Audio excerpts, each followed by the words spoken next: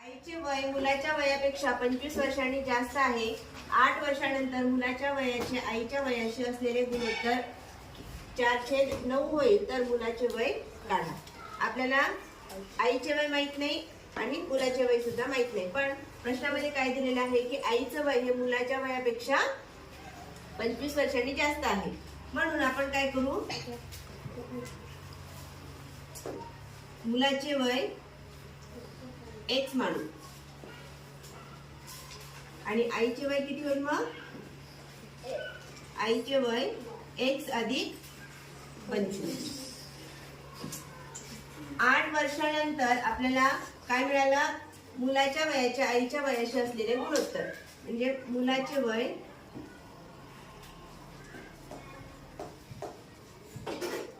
छेद आईचे वय.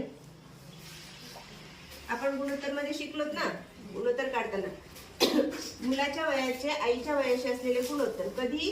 8 वर्षानंतर प्लस 8 बरोबर किती मिळेल आपल्याला? 4/9. मग आता मुलाचे वय किती आहे? x म्हणलं x अधिक 8 आणि आईचे वय किती आहे? x अधिक 25 अधिक 8 बरोबर 4/9. इथपर्यंत समजलं?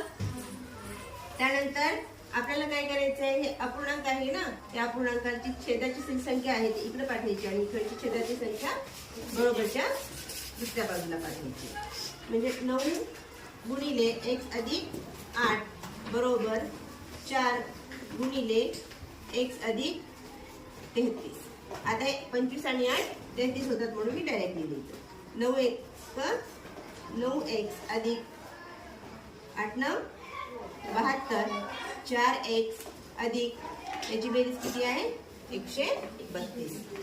4 ने 33 ला गुणाकार केला तर 132 येतो. आता x एकीकडे करा. 9x वजा 4x बरोबर 132 वजा 72. 5x बरोबर 60 मिळेल.